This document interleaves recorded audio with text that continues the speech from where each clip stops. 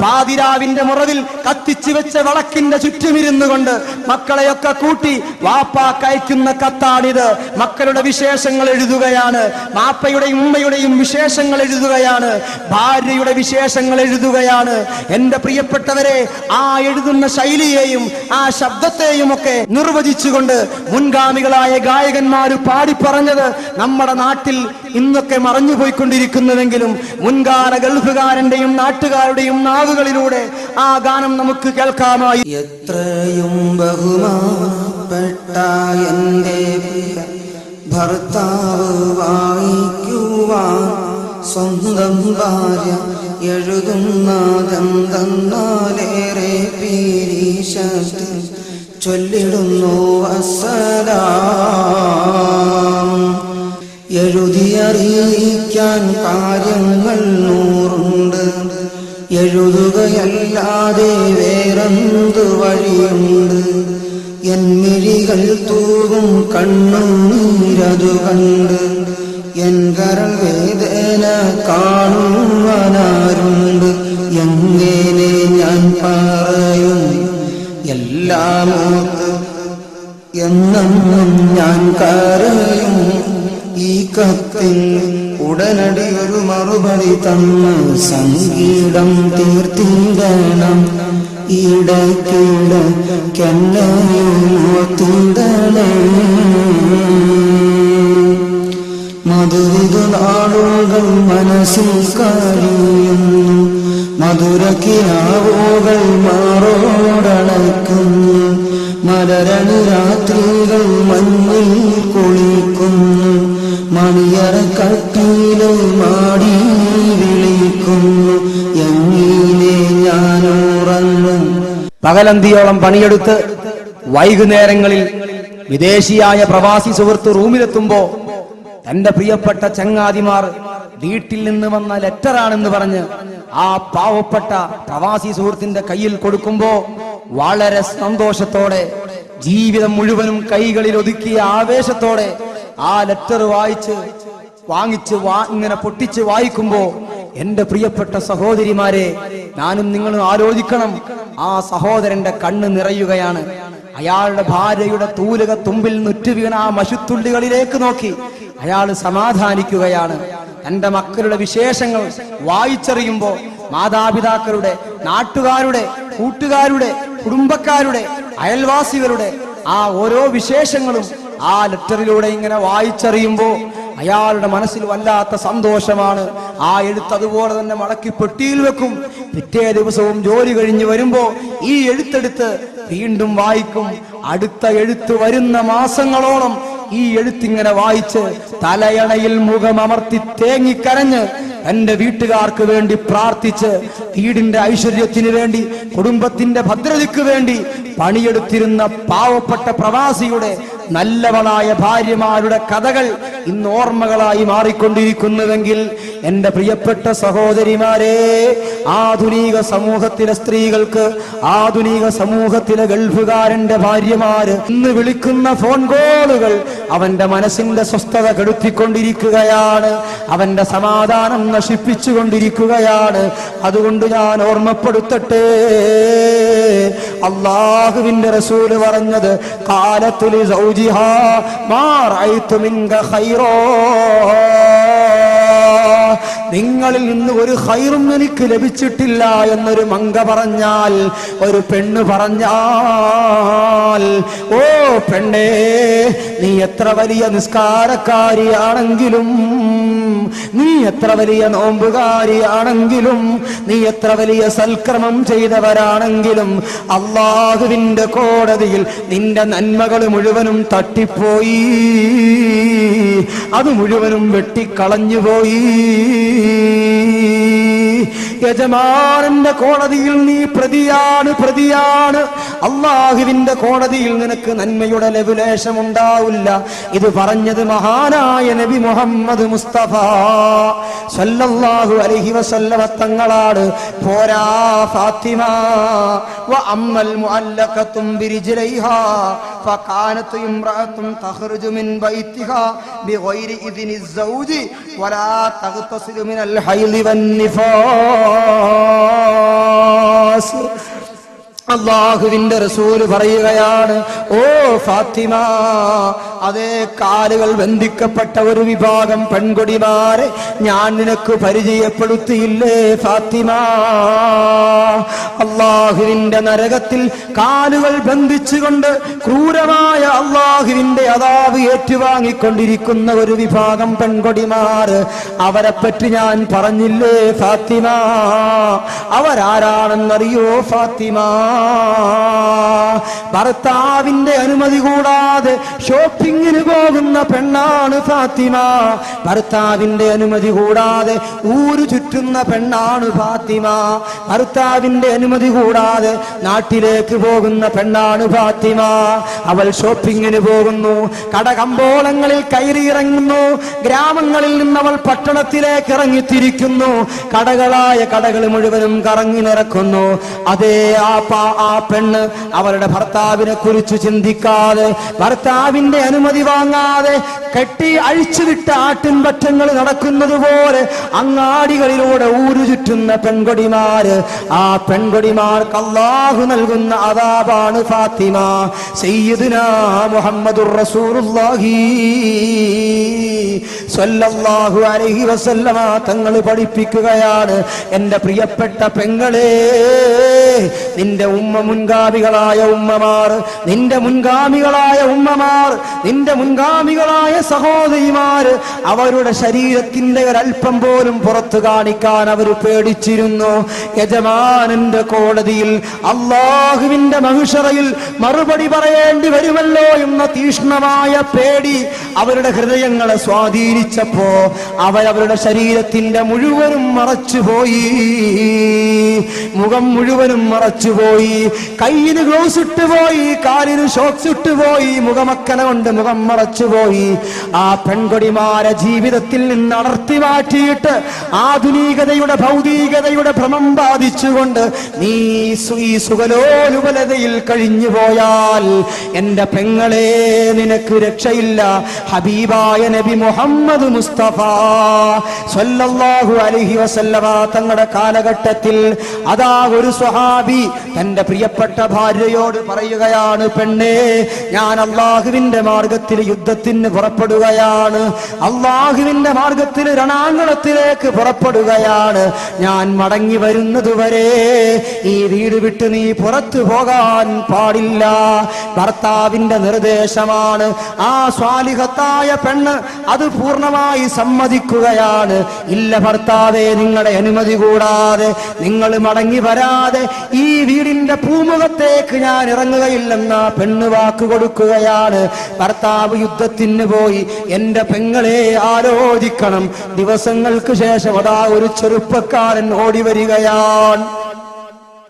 ഓടി വന്നുകൊണ്ട് പറഞ്ഞു, പെണ്ണെ, നിന്റെ പിതാവ് വളരെ അത്യാസന്ന രോഗത്തിൽ കഴിയുകയാണ്, നിന്റെ പിതാവിന് നിന്നെ ഒന്ന് കാണണമെന്ന് പറഞ്ഞിട്ടുണ്ട്, അതുകൊണ്ട് പിതാവിന്റെ സമീപത്തേക്ക് നീ വരണം എന്നാ പെണ്ണിനോട് പറഞ്ഞപ്പോൾ ആ പെണ്ണൊരു ചെറുപ്പക്കാരനോട് പറയുകയാണ്, നിങ്ങൾ അല്ലാഹുവിന്റെ റസൂലിന്റെ ഹദറത്തിൽ പോകണം.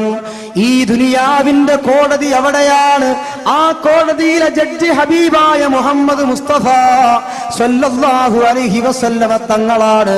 ആ ജഡ്ജിയോട് ചോദിക്കണം, ഭർത്താവിന്റെ അനുമതിയില്ലാതെ എന്റെ വാപ്പാടെ രോഗസന്ദർശനത്തിന് പോകാൻ എനിക്ക് അനുമതിയുണ്ടോ? നബി തങ്ങളോട് ചോദിക്കാൻ പറഞ്ഞയക്കുകയാണ്. ആ ചെറുപ്പക്കാരൻ ഇലാ ഹദറത്തി റസൂലില്ലാഹ്, അല്ലാഹുവിന്റെ റസൂലിന്റെ ഹദറത്തിൽ വന്നു. നബി തങ്ങളോട് ചോദിച്ചു, നബിയേ, അല്ലാഹുവിന്റെ തിരുദൂതരേ, ഇന്നാലിന്ന പെണ്ണ് അവളുടെ ഭർത്താവ് അങ്ങയുടെ സഹാബത്തിനോടൊപ്പം യുദ്ധത്തിന് പോയിരിക്കുകയാണ്. ആ പെണ്ണിന്റെ പിതാവ് രോഗശയ്യയിലാണ്. ആ പ്രിയപ്പെട്ട പിതാവ് രോഗശയ്യയിലായി കിടക്കുമ്പോ ഈ മകളെ ഒന്ന് കാണാൻ ആശ വെക്കുന്നുണ്ട്. പോകാൻ അനുമതിയുണ്ടോ നബിയേ? അല്ലാഹുവിന്റെ റസൂൽ ആ ചെറുപ്പക്കാരനോട് ചോദിക്കുകയാണ്, ആ പെണ്ണിന്റെ ഭർത്താവിന്റെ അനുമതിയുണ്ടോ? ഇല്ല നബിയെ, അനുമതി കൊടുത്തിട്ടില്ല. അല്ലാഹുവിന്റെ റസൂൽ പറഞ്ഞു, ആ പെണ്ണിന് വാപ്പാന്റെ രോഗസന്ദർശനത്തിന് നടന്നു പോകാൻ അല്ലാഹു അനുവദിക്കുന്നില്ല മോനെ. എന്റെ പ്രിയപ്പെട്ട സഹോദരിമാരെ, സഹോദരന്മാരെ, ചിന്തിക്കണം. അവിടെയാണ് ഒരു പെണ്ണിന്റെ ഈമാൻ ആലോചിക്കേണ്ടത്. അള്ളാഹുവിനെ പേടിച്ച് ജീവിക്കുന്ന ഒരു സ്വഹാബി വനിതയുടെ ഈമാനിക ആവേശം മനസ്സിലാക്കേണ്ടത്. അള്ളാഹുവിന്റെ റസൂലിനെ കുറിച്ച് ചിന്തിക്കുന്ന, അള്ളാഹുവിന്റെ റസൂലിനെ അനുസരിക്കുന്ന, അള്ളാഹുവിന്റെ റസൂലിന്റെ ചര്യ മുറുകെ പിടിക്കുന്ന ഒരു സ്വാലിഹത്തായ സ്വഹാബി വനിതയുടെ ഈമാനിക ആവേശവും പരിവേഷവും മണപൊട്ടി ഒഴുകുന്നത് അവിടെയാണ്. നിങ്ങൾ ആലോചിച്ചു നോക്ക്. ആ പെണ്ണിനോട് വന്ന് ഈ ചെറുപ്പക്കാരൻ പറയുകയാണ്, ഭർത്താവിന്റെ അനുമതിയില്ലെങ്കിൽ പിതാവിനെ സന്ദർശിക്കാൻ റസൂലുള്ളാഹിക്ക് അനുമതിയില്ല, റസൂലുള്ള സമ്മതം തന്നിട്ടില്ല. ആ പെണ്ണാ ചെറുപ്പക്കാരനെ മടക്കി അയക്കുകയാണ്. രണ്ടാമതും ആ ചെറുപ്പക്കാരൻ ആ സഹോദരിയുടെ അടുത്തേക്ക് നടന്നു വരികയാണ്. ആ പെണ്ണിനോട് വന്നു പറയുന്നു, പെണ്ണേ, നിന്റെ പ്രിയപ്പെട്ട പിതാവ് മരണാസന്ന അവസ്ഥയിലാണുള്ളത്, മരണാസന്ന രോഗശയ്യയിലാണുള്ളത്, കട്ടിലിൽ കിടന്നുകൊണ്ട് പിടക്കുകയാണ്. ആ പിതാവിന്റെ അവസാന അഭിലാഷമെന്ന നിലയിൽ മകളായ നിന്നെയൊന്ന് കാണാനും നിന്നോടൊരു വാക്ക് പറയാനും ആഗ്രഹമുണ്ട്. ആ പിതാവിനെ നിനക്കൊന്ന് കാണണ്ടേ പെണ്ണേ? ആ പിതാവിനോട് അവസാനമായി നിനക്കൊരു സലാം പറയണ്ടേ പെണ്ണേ? ആ ചെറുപ്പക്കാരൻ പറയുമ്പോ ആ പെണ്ണ് ആ ചെറുപ്പക്കാരനോട് വീണ്ടും പറയുകയാണ്, ഈ വീടിന്റെ പൂമുഖത്തു നിന്ന് പുറത്തേക്ക് ഇറങ്ങാനുള്ള അനുമതി എന്റെ ഭർത്താവിന്റെ ഭാഗത്ത് നിന്നില്ല. അത് ലഭിക്കാത്ത കാലത്തോളം എനിക്കിറങ്ങാൻ എന്റെ മതം എന്നെ അനുവദിക്കുന്നില്ല, എന്റെ മതം അതിനെന്നെ അനുവദിക്കുന്നില്ല. ആ ചെറുപ്പക്കാരിയായ പെണ്ണ് പറയുകയാണ്.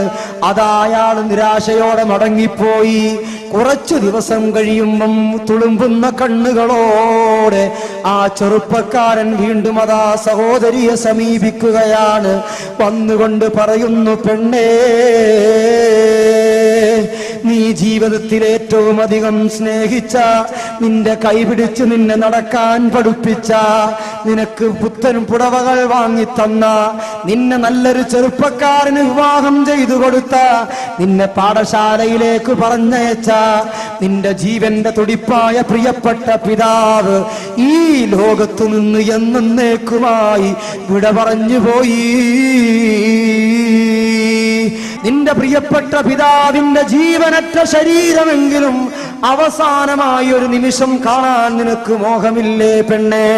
നിന്റെ പ്രിയപ്പെട്ട പിതാവിന്റെ ജനാസയെങ്കിലും നിനക്ക് കാണണ്ടയോ? ആ പെണ്ണവിടെ നിന്നുകൊണ്ട് വിതുമ്പുകയാണ്. ആ പൊന്നുമോളുടെ കണ്ണുകളിൽ നിന്ന് കണ്ണുനീരൊഴുകുകയാണ്, ചുണ്ടുകൾ ചലിക്കുകയാണ്. അവിടെ നിന്നുകൊണ്ട് പറയുന്നു, സ്നേഹിത, എനിക്ക് വരണമെന്നുണ്ട്, എന്റെ ഉപ്പാന്റെ പൊന്നാര പൂമുഖം എനിക്ക് കാണണമെന്നുണ്ട്. അവസാനമായി ജീവനറ്റ ആ ശരീരത്തിലെങ്കിലും ഒരു ചുംബനമർപ്പിക്കണമെന്ന ആശയുണ്ട്. പക്ഷേ എന്റെ ഭർത്താവിന്റെ അനുമതിയില്ല. അനുമതി കൂടാതെ പുറത്തു പോകാൻ എന്റെ മതം എന്നെ അനുശാസിക്കുന്നില്ല. എന്റെ യജമാനന്റെ തീരുമാനത്തിനെതിരാണ്, എന്റെ ഹബീബിന്റെ തീരുമാനത്തിനെതിരാണ്. അതുകൊണ്ട് എന്നെ അതിന് നിർബന്ധിക്കേണ്ടതില്ല. ഞാൻ വരുന്നില്ലെന്ന് പറഞ്ഞ് സഹോദരനെ മടക്കി അയക്കുകയാണ്. കുറച്ചു സമയം കഴിഞ്ഞപ്പോ അതാ കുറഞ്ഞ ആളുകൾ കൂടി ഒരു മയ്യത്ത് കട്ടിലിൽ ഒരു ജനാസ ഇങ്ങനെ ചുമന്നുകൊണ്ട് വരികയാണ്. ലാ ഇലാഹ ഇല്ലല്ലാഹു ലാ ഇലാഹ ഇല്ലല്ലാഹ് എന്ന ദിക്റും ഉരുവിട്ടുകൊണ്ട് അതാ മദീനയുടെ മലർവാടിയിലൂടെ ദിക്റിന്റെ തഹ്ലീലിന്റെ വചനങ്ങൾ ഉരുവിട്ടുകൊണ്ട് അതാ ഒരു ജനാസ ഇങ്ങനെ ചുമന്നുകൊണ്ട് വരുമ്പോൾ എന്റെ പ്രിയപ്പെട്ട പെങ്ങളെ, എന്റെ പ്രിയപ്പെട്ട സഹോദരി, എന്റെ പ്രിയപ്പെട്ട സഹോദരിമാരെ, ആലോചിക്കണം. ഈത്തപ്പന വീടിന്റെ ഉള്ളിലിരുന്ന് ഈത്തപ്പനയുടെ ഓലകൾ മെല്ലെ അകത്തിയിട്ട് അതിന്റെ ഉള്ളിലൂടെ കിട്ടിയ ദ്വാരത്തൂടെ പുറത്തേക്ക് നോക്കുമ്പോഴാണ് തന്റെ പ്രിയപ്പെട്ട സഹോദരന്മാർ, തന്റെ പ്രിയപ്പെട്ട ആങ്ങളമാർ, തന്റെ പ്രിയപ്പെട്ട അമ്മാവന്മാർ ചുമന്നുകൊണ്ടുവരുന്ന ജനാസ തന്നെ പോറ്റി വളർത്തിയ പിതാവിന്റെ ജനാസയാണ്. തനിക്ക് ജന്മം നൽകിയ ഉപ്പയുടെ ജനാസയാണ്. ആ ചെറിയ ഈത്തപ്പനയുടെ ദ്വാരത്തിലൂടെ പുറത്തേക്ക് നോക്കിക്കൊണ്ട് ആ പാവപ്പെട്ട പെൺകുട്ടി അവളുടെ 2 കണ്ണുകളിൽ നിന്നും കണ്ണുനീരൊഴുക്കുകയാണ്. അവര് വിതുമ്പി കരയുകയാണ്. അവിടെ നിന്ന് ആ പാവപ്പെട്ട പെൺകുട്ടി ഒരു പ്രാർത്ഥന, അല്ലാഹുമ്മ ഗ്ഫിർ ലി അബീ, اللهم اغفر لي أبي وملجأ محبتي وقطعة قبدي. അർഹമുറാഹിമായ റബ്ബേ, എനിക്ക് ജന്മം നൽകിയ പിതാവിന്റെ ജനാസയാണ് ചുമന്നുകൊണ്ടുപോകുന്നത്. എന്റെ പിതാവിന്റെ ജീവനറ്റ ശരീരം പോലും എനിക്ക് കാണാൻ അവസരം ലഭിച്ചില്ല. എന്റെ പിതാവിന്റെ ഖബർ നീ സ്വർഗമാക്കണേ അല്ലാ. എന്റെ പിതാവിനു നീ പൊറുക്കണേ അല്ലാ. ഒരു മകളുടെ ഹൃദയാന്തരത്തിൽ നിന്നുള്ള പ്രാർത്ഥനയാണ്, ഒരു മകളുടെ അവസാനത്തെ ദുആയാണ്, പിതാവിനോടുള്ള അവസാനത്തെ അംഗീകാരമാണ്, ഹൃദയത്തിൽ നിന്ന് വേദനിക്കുന്ന ദുആ. ഞാൻ ചുരുക്കി പറയട്ടെ സഹോദരങ്ങളെ, ആ പ്രിയപ്പെട്ട പിതാവിനെ ഖബറടക്കി എല്ലാവരും മടങ്ങി. അന്ന് രാത്രിയിൽ ആ സഹോദരി കിടന്നിറങ്ങുമ്പോ മദീന സമൂഹം മുഴുവനും ഉറക്കത്തിലേക്ക് വഴുതി വീഴപ്പോ അതാ ഹബീബായ നബി മുഹമ്മദ് മുസ്തഫ സ്വല്ലല്ലാഹു അലൈഹി വസല്ലമ തങ്ങള് മെല്ലയതാ തന്റെ തലയണയിലേക്ക് തലചാച്ചപ്പോഴേക്ക് വഔഹല്ലാഹു ഇലാ റസൂലില്ലാഹ്, ബഹുമാനപ്പെട്ട റൂഹുൽ അമീൻ മലക്ക് ജിബ്രീൽ അലൈഹിസ്സലാം ഇറങ്ങി വന്നുകൊണ്ട് ഉറക്കത്തിലേക്ക് വഴുതി വീഴുന്ന നേതാവിനെ തട്ടി ഉണർത്തിയിട്ട് പറയുന്നു, യാ റസൂലല്ലാഹി റസൂലല്ലാഹ്, ഓ ഹബീബായ നബിയേ, ഓ പ്രിയപ്പെട്ട നബിയേ, ഇന്നൊരു പിതാവിന്റെ ശരീരം ഇവിടെ മറമാടിയില്ലേ നബിയേ.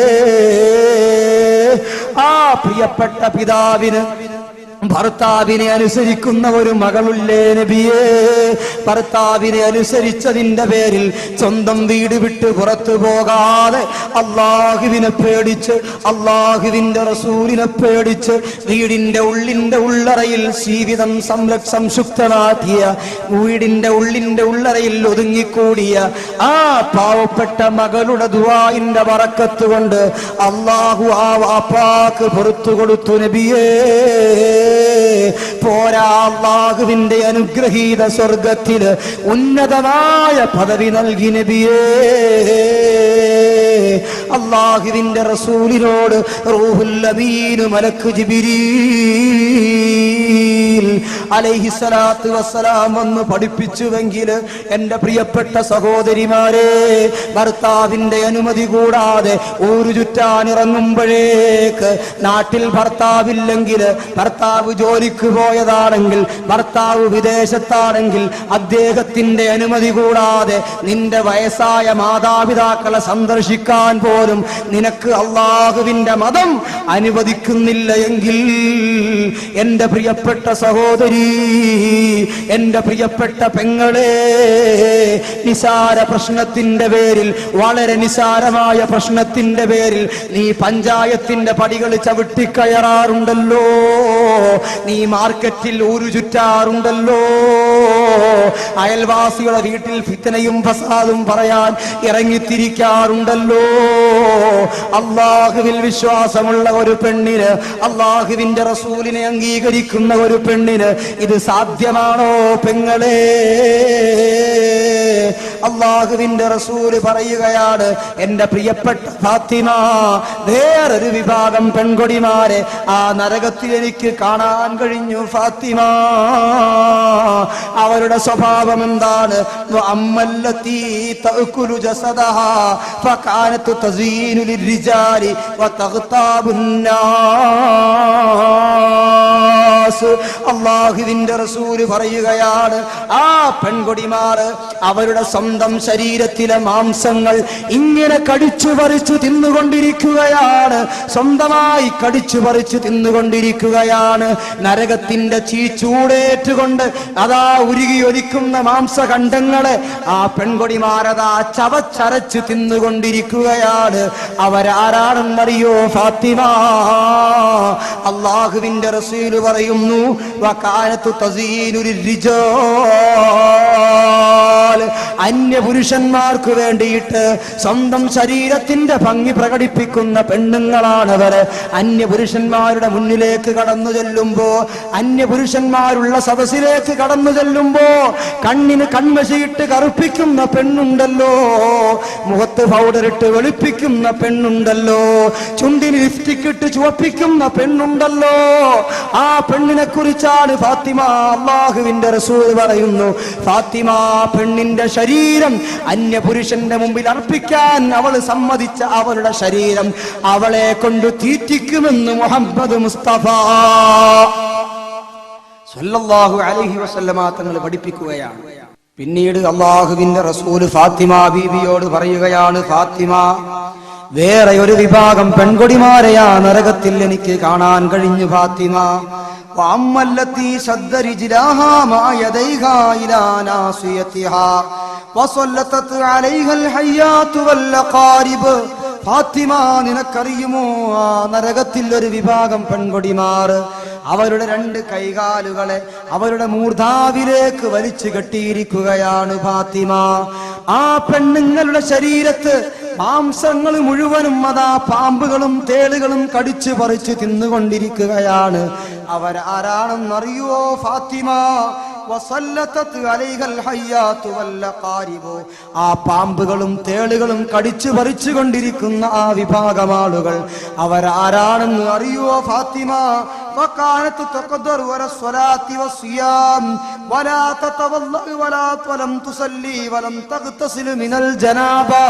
അല്ലാഹുവിന്റെ റസൂല് പറയുകയാണ്, ഫാത്തിമ, അവർക്ക് നിസ്കരിക്കാൻ അറിയാം, അവർക്ക് വുളു എടുക്കാൻ അറിയാം, അവർക്ക് നോമ്പ് പിടിക്കാൻ അറിയാം, അവർക്ക് സൽക്രമങ്ങളുടെ മുഴുവൻ പോരിശകളും അറിയാം. അവര് മുസ്ലിമായ പിതാവിന്റെ മകളാണ്, അവര് മുസ്ലിമത്തായ മാതാവിന്റെ മകളാണ്. പക്ഷേ ഇന്ന് വരെ അവർ കറക്റ്റായി നിസ്കരിച്ചിട്ടില്ല, വുളു എടുക്കില്ല. നിസ്കാരത്തിന്റെ സമയമായാൽ വുളു എടുക്കാൻ ആ പെൺകുട്ടി മുന്നോട്ട് വരാറില്ല. അവൾ നിസ്കരിക്കാൻ ഒരുക്കമല്ല, അവൾ നോമ്പെടുക്കാൻ ഒടുക്കമല്ല. പോരാ, അല്ലാഹുവിന്റെ റസൂല് പറയുന്നു, വലം തഗ്തസിലു മിനൽ ജനാബാ. ആ പെണ്ണ് പാതിരാത്രിയിൽ ഭർത്താവുമായി ശാരീരിക സല്ലാപത്തിൽ ഏർപ്പെട്ടിട്ട് സുബഹിക്ക് മുമ്പേ എഴുന്നേറ്റ് കുളിച്ചു സുബഹി നിസ്കരിക്കേണ്ടതിന്റെ പകരം ആ പ്രിയപ്പെട്ട സഹോദരി ഉച്ചവരെ കുളിയെ നീട്ടിക്കൊണ്ടുപോകുന്നവളാണ്.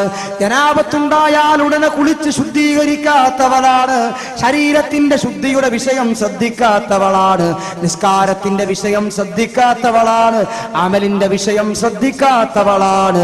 ആ പെണ്ണിന്റെ കൈകാലുകൾ അവളുടെ മൂർധാവിലേക്ക് കെട്ടിയിട്ട് ആ അഗ്നികടോരമായ നരകത്തിന്റെ ഭീകരമായ അദാബ് അവളെ അല്ലാഹു രുചിപ്പിക്കുന്നതാണ് ഫാത്തിമ. സയ്യിദുനാ വ നബിയുനാ മുഹമ്മദ് മുസ്തഫ സല്ലല്ലാഹു അലൈഹി വസല്ലമ തങ്ങൾ പഠിപ്പിക്കുകയാണ്. എന്റെ പ്രിയപ്പെട്ട സഹോദരങ്ങളെ, ഞാനും നിങ്ങളും ആലോചിച്ചു, പരിശുദ്ധമായ ഖുർആൻ ഓതാൻ ആ പെണ്ണിനറിയാം, നിസ്കാരത്തിന്റെ അമലുകളൊക്കെ ആ പെണ്ണിനറിയാം, നോമ്പെടുക്കാനും സക്കാത്ത് കൊടുക്കാനും സ്വതക്ക ചെയ്യാനും മറ്റ് അമലുകളുമൊക്കെ ആ പെണ്ണ് പഠിച്ചിട്ടുണ്ട്. പക്ഷേ അല്ലാഹുവിനെ കുറിച്ച് പേടിയില്ലാത്തതിന്റെ പേരിൽ ഹബീബായ അഷ്റഫുൽ ഖൽഖ് സയ്യിദുനാ മുഹമ്മദുർ റസൂലുള്ളാഹി സ്വല്ലല്ലാഹു അലൈഹി വസല്ലമ തങ്ങൾ പഠിപ്പിച്ച അദാബുകളെ കുറിച്ച് ബോധമില്ലാത്തതിന്റെ പേരിൽ ആ സഹോദരിമാർ ചെയ്തു കൂട്ടുന്ന ആ സഹോദരിമാർ നിസ്കാരത്തിൽ അശ്രദ്ധവാന്മാരാവുകയാണ്, നോമ്പിന്റെ വിഷയത്തിൽ അശ്രദ്ധകളാവുകയാണ്, ഖുർആൻ ഓതാൻ അവർക്ക് സമയമില്ല. എന്നാൽ എത്ര തിരക്കുണ്ടെങ്കിലും സീരിയലിന്റെ മുമ്പിലും സിനിമയുടെ മുമ്പിലും അതുപോലെ കോമഡി ഷോകളുടെ മുമ്പിലുമൊക്കെ എത്ര സമയം ചിലവഴിക്കുന്നതിനും ഈ പെൺകുടിമാർക്ക് യാതൊരു പ്രയാസവുമില്ല. ഞാൻ ഓർക്കുന്നു, കഴിഞ്ഞ ഒരു മതപ്രഭാഷണത്തിന്റെ സദസ്സിൽ ഞാനിങ്ങനെ പ്രസംഗിച്ചു കൊണ്ടിരിക്കുമ്പോൾ അവസാനം ദുആ ചെയ്യാൻ എടുത്തപ്പോൾ ഒരു കത്ത്, ആ കത്തിന്റെ ഉള്ളിൽ കുറച്ച് പൈസയും ഉണ്ടായി. കുറച്ചധികം പൈസ ഉള്ളത് കൊണ്ട് എന്തോ കാര്യപ്പെട്ട വിശേഷമായിരിക്കുമെന്ന് മനസ്സിലാക്കി ഞാൻ ഈ ലെറ്റർ ഇങ്ങനെ വായിച്ചു നോക്കിയപ്പോ സംഗതി ഗൗരവമുള്ളത് തന്നെ. ഉസ്താദെ, ഒരു സഹോദരി കാറ് ആക്സിഡന്റിൽപ്പെട്ട് വളരെ അപകടകരമായ ഗുരുതരാവസ്ഥയിൽ ഹോസ്പിറ്റലിലാണ്. ആ സഹോദരിയുടെ രോഗശമനത്തിന് വേണ്ടി, അവള് മരിക്കാതെ രക്ഷപ്പെട്ടു കിട്ടണം, അതിനുവേണ്ടി നിങ്ങൾ ദുആ ചെയ്യണം. അതുകൊണ്ട് ഈ സദസ്സിലേക്ക് ചെറിയൊരു സംഖ്യ എന്ന് പറഞ്ഞ് പൈസയും വെച്ചിട്ട് ഹദിയ നൽകി പറഞ്ഞയച്ചു. ഒരു ജീവന്റെ ഭീഷണിയാണല്ലോ, സഹോദരിയുടെ ജീവന്റെ പ്രശ്നമായതുകൊണ്ട് അവസാനം സദസ്സിന്റെ ദുആയുടെ അവസാനം നന്നായി ഞാൻ ആ സഹോദരിക്ക് വേണ്ടി ദുആ ചെയ്യുകയും ചെയ്തു. പിറ്റേ ദിവസം സംഘാടകർ ഒരു വയസ്സായ ഉമ്മാമാനെ പിടിച്ചിങ്ങനെ കൊണ്ടുവരുന്നു. ഞാൻ ചോദിച്ചു, ഏതാണ് ഉമ്മാമ? രണ്ടാമത്തെ ദിവസം വയത് പരിപാടി നടക്കുന്നു. സംഘാടകർ പറഞ്ഞു, ഇന്നലെ ആക്സിഡന്റ് പറ്റിയ ഒരു സഹോദരിക്ക് വേണ്ടി ദുആ ചെയ്യാൻ ഒരു ഉമ്മാമ പൈസയും ലെറ്ററും തന്നിരുന്നില്ലേ, ആ ഉമ്മാമയാണ്. അപ്പൊ ഞാൻ നോക്കുമ്പോ ഉമ്മാമയുടെ വലിയൊരു കവറുണ്ട്. എന്തോ കാര്യമായത് കൊണ്ടുവരികയാണ്. നേരം വിളിക്കാനായിരിക്കും എന്നാണ് ഞാൻ മനസ്സിലാക്കിയത്. പക്ഷെ കൊണ്ടുവന്ന് സ്റ്റേജിലേക്ക് എല്ലാം കയറി വന്നു.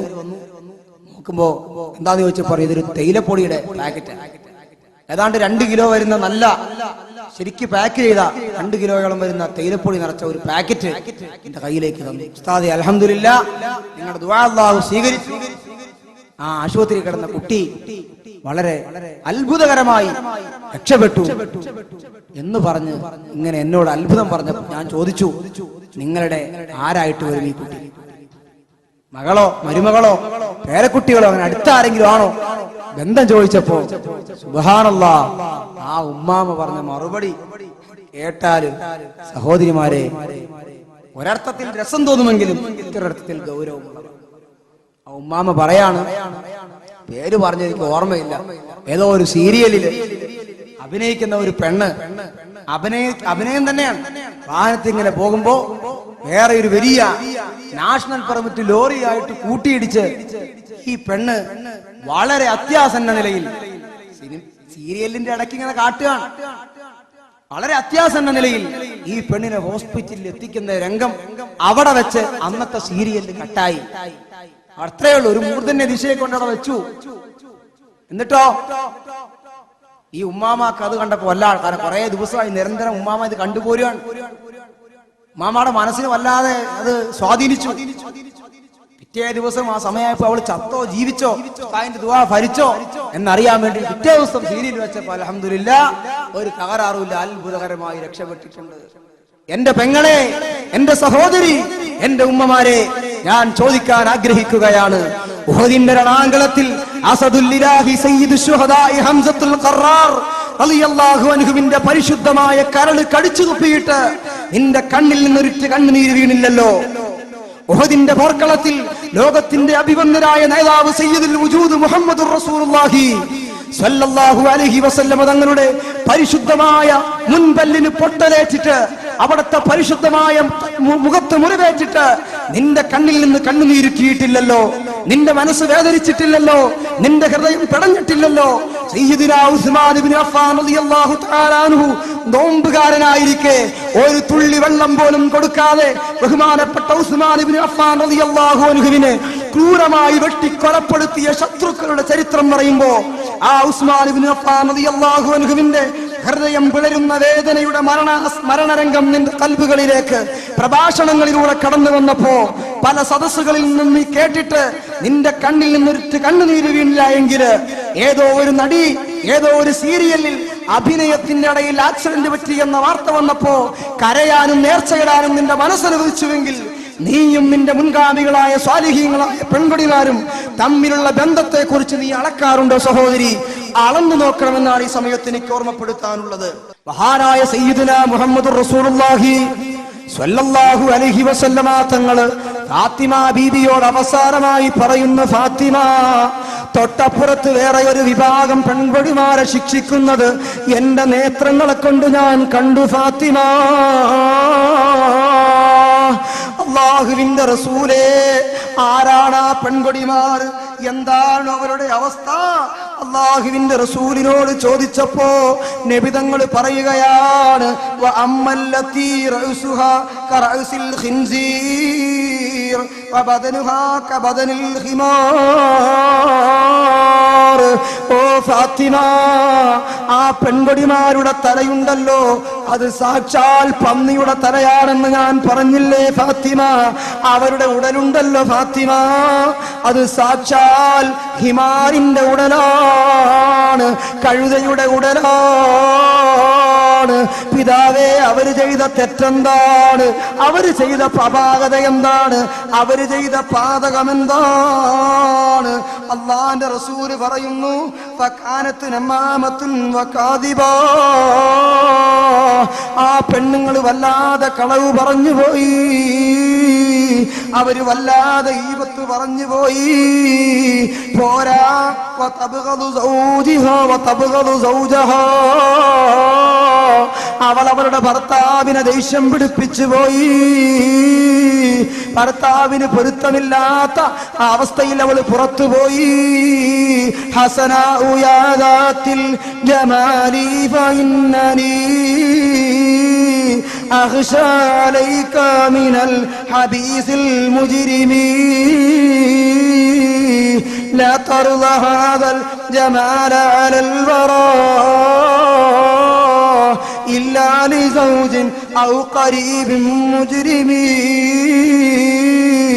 ഇല്ലാ ലിസൗജിൻ ഔ ഖരീബിൻ മുഹ്രിമീ. മഹാന്മാര് പഠിപ്പിക്കുകയാണ്, ഓ പെണ്ണേ, നിന്റെ ശരീരം സൗന്ദര്യമുള്ളതാണ്. ആ സൗന്ദര്യം ഭർത്താവിന് പൊരുത്തമില്ലാത്തവന്റെ മുമ്പിൽ പ്രദർശിപ്പിക്കാനുള്ളതല്ലോ, അത് മരിച്ച വീട്ടിൽ പ്രദർശിപ്പിക്കാനുള്ളതല്ലോ, അത് കല്യാണ വീട്ടിൽ പ്രദർശിപ്പിക്കാനുള്ളതല്ലോ. അത് നിന്റെ ഭർത്താവിന്റെ മണിയറയിൽ, നിന്റെ ഭർത്താവിന്റെ അരമനയിൽ അവന്റെ മുന്നിൽ പ്രകടിപ്പിക്കാനുള്ള സൗന്ദര്യമാണ്.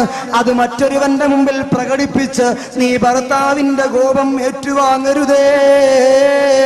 നിന്റെ കണ്ണുകൊണ്ട് നീ അന്യൊരു പുരുഷനിലേക്ക് നോക്കരുതേ. കണ്ണിന് സുറുമയിട്ടിട്ട് അന്യൊരുത്തിന് കാണാൻ അവസരം കൊടുക്കരുതേ. മുഖത്ത് പൗഡറിട്ട് വെളുപ്പിച്ചിട്ട് അന്യൊരു പുരുഷൻ കണ്ട് ആസ്വദിക്കാനുള്ള അവസരം നീ കൊടുക്കരുതേ. ചിതലും പുഴുക്കൾ താവളം പെരുത്തുണ്ടതിൽ, സന്തോഷമാണവർക്ക് അവകൾക്ക് നീ ചെല്ലുന്നതിൽ, സന്തോഷമാണവകൾക്ക് നീ ചെല്ലുന്നതിൽ. പൊൻവർണ്ണ കോമള മൃദുലമായ ശരീരമിൽ സമരത്തിലാണ് പരസ്പരം തിന്നുന്നതിൽ. കാർഡില്ല റേഷൻ വേണ്ട പോരതിലുണ്ട്, ക്യൂ സിസ്റ്റമില്ല കിന്നലാണതുകൊണ്ട്. അഴുകുന്നതാണൊരു 3 ദിവസം കൊണ്ടും സുഹൃത്തുക്കളെ നമുക്കുള്ള നേത്രം രണ്ടും. ഉടൻ തന്നെ മുഖമിൽ കാണുമേ ഗുഹരണ്ട്, നോക്കുന്ന പക്ഷം മണ്ടുമേ ഭയം കൊണ്ട്. ബഹുമാനപ്പെട്ട തഴവ ഉസ്താദ് റഹ്മത്തുള്ളാഹി അലൈഹി പറഞ്ഞതാണ്, അല്ലാഹു അവിടുത്തെ ഖബറിൽ ദറജ ഉയർത്തി കൊടുക്കുമാറാവട്ടെ. എന്റെ പെങ്ങളെ, നിന്റെ കണ്ണ് അന്യൊരു പുരുഷനെ ആകർഷിപ്പിക്കാൻ നീ കൺമഷി എഴുതിയ നിന്റെ കണ്ണ് നിന്നെ ഖബറിലേക്ക് വെച്ചാൽ അവിടെ പിന്നെ ആ സൗന്ദര്യത്തിനെ പ്രതീക്ഷിച്ചിരിക്കാൻ അവിടെ ആരുമില്ല പെങ്ങളെ. നിന്റെ പൗഡറിട്ട് വെളുപ്പിച്ച നിന്റെ മുഖത്തേക്ക്, നീ ലിപ്സ്റ്റിക്കിട്ട് ചുവപ്പിച്ച നിന്റെ ചുണ്ടിലേക്ക്, നീ കൺമഷിയിട്ട് കറുപ്പിച്ച നിന്റെ കണ്ണിലേക്ക് അതാ ചിതലുകൾ തടിച്ചുകൂടിപ്പോയി. നിന്റെ അടുത്ത റേഷൻ കടയിൽ റേഷൻ കാർഡിലേക്കില്ലാതെ നിനക്ക് റേഷൻ അരി കിട്ടൂല എങ്കിൽ ഈ ഖബറാകുന്ന റേഷൻ കടയിൽ അവിടെ യാതൊരു ക്യൂ സിസ്റ്റവുമില്ല, കാർഡില്ല, റേഷൻ വേണ്ട പോലതിലുണ്ട്. ക്യൂ സിസ്റ്റമില്ല, തള്ളലാണതുകൊണ്ട്. അന്യൊരു പുരുഷന്റെ ദർശനത്തിനും സ്പർശനത്തിനും വേണ്ടി നീ കൊതിച്ചു പോയി എങ്കിൽ നിന്റെ കണ്ണവിടെ നശിച്ചു പോയി,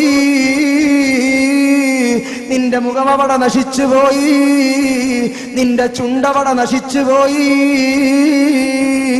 അതുകൊണ്ട് എന്റെ പെങ്ങളെ ആലോചിച്ചു ജീവിച്ചോ, ചിന്തിച്ചു ജീവിച്ചോ, മുൻഗാമികളിലേക്ക് മടങ്ങിക്കോ. മഹിളമാരോട് മുത്തുനബി തങ്ങൾ നൽകിയ മുന്നറിയിപ്പുകൾ ജീവിതത്തിൽ ഓരോന്നോരോന്നായി മനസ്സിലാക്കി അത് ജീവിതത്തിൽ നിന്ന് അടർത്തി മാറ്റേണ്ടതിനെ അടർത്തി മാറ്റി, അടുപ്പിക്കേണ്ടതിനെ അടുപ്പിച്ച് അല്ലാഹുവിന്റെ പൊരുത്തത്തിൽ ജീവിച്ച് അവന്റെ പൊരുത്തത്തിലായി മരിക്കാനുള്ള ശ്രമം നടത്തിക്കോ. എപ്പോഴാണ് മരിക്കുന്നതെങ്കിലും ഈമാനുള്ള മരണം വരിക്കാനും സാലിഹീങ്ങൾ സംഗമിക്കുന്ന സ്വർഗത്തില് സയ്യിദത്തുൻ നിസാ ഫാത്തിമത്തു സുഹ്റാ, ആയിഷത്തു തുഹ്റാ, ഖദീജത്തുൽ കുബ്റാ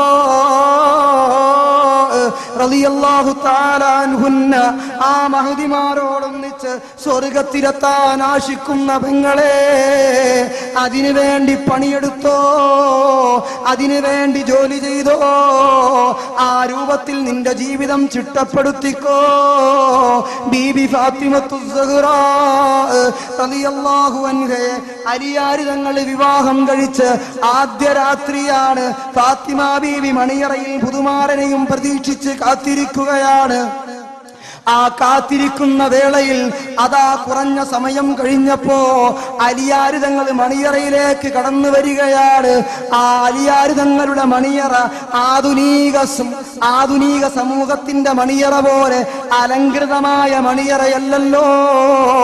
ഈത്തപ്പനകോല കൊണ്ട് മറച്ച വീടിന്റെ ഉള്ളിൽ, ഈത്തപ്പനയോല വിരിച്ച പായ്ക്കുള്ളിൽ അതാ ബീവി ഫാത്തിമത്തു സുഹ്റാ